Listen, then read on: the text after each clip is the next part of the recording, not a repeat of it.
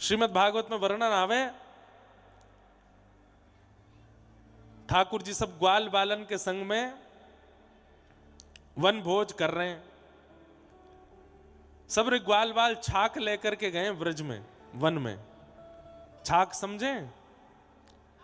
छाक लीला। ठाकुर जी छाक लेकर के गए, गौ चरावे के काजे गए तो घर ते ही मोटे मोटे रोटला। अब रोटला तो खैर बाहर की भाषा में क्या, हमारे यहाँ तो टिक्कर के हैं बातें। टिक्कर बनवा के ठाकुर जी ले गए।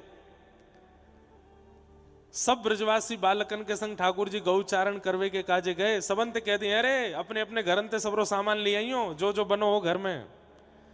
कोई बैगन को भरता लेके आयो, कोई कढ़ी लेके आयो, कोई दाल लेके आयो, कोई आलू को साग लेके आयो, कोई। और हमारे यहाँ काका में वो ब्रज में वो काके बाते गोल गोल सी रेखा है, मिर्च के संग बने कचरी, काचरी है। ये देखो कचरिया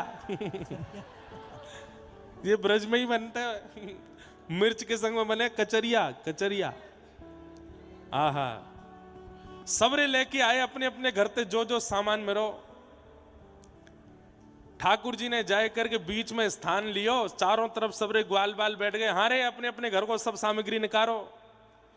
सबरे ग्वाल बालन ने अपने अपने घर ते बनी भाई सामग्री, कोई दाल लेके आयो, कोई आलू को साग लायो, कोई कचरिया लायो, कोई मिर्च लायो, कोई मोहन थार लायो, कोई लड्डू लायो।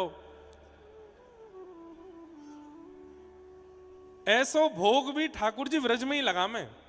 ये 56 भोग की परंपरा तो बहुत ज्यादा बाहर के लोगों को देख देख के हेन लगी कि महाराज लाइन ते डलिया सजाई जा रही हैं ठाकुर जी के आगे, चारों तरफ बढ़िया बढ़िया पकवान, बीच में ठाकुर जी। वास्तव में तो ठाकुर जी कैसे बैठे? बीच में ठाकुर जी, चारों तरफ ग्वाल बाल, और सबन की सामग्री को ठाकुर जी एक ही रोटी पे धर लें। यहाँ पे कढ़ी भी है, यहाँ पे चटनी भी है, यहाँ पे अचार भी है। विभ्रत वेणुम जठर पटयो श्रांग वेत्रे च कच्छे, वामे पाणे मृषण कवलम तत्फलम लांगुलेशु। श्री शुकाचार्य जी वर्णन करते हैं भागवत में, ठाकुर जी एक कांख में तो अपनी गैया बुरावे वाली श्रृंगी दवा में जाको स्वर निकाल के गैया दौड़ी दौड़ी चली आमे कि गौ गौ धूली बेला है। जो अभी समय है, रो कितने बज रहे हैं? 5 बज रहे हैं। ये गौधूली बेला है। या समय ठाकुर जी व श्रृंगी को नाद करें और सबरी गैया जहां कहीं भी पर्वत पे, जंगल में जहां कहूं चल रही हो, सबरी दौड़ के ठाकुर जी के पास आ जाएं और फिर ठाकुर जी सब गैयान को लेके वापस नंद भवन जामे। तो ये गौधूली बेला है जहां में अभी हम बैठे। तो गैयान को बुरावे वाली श्रृंगी को एक कांख में दबा में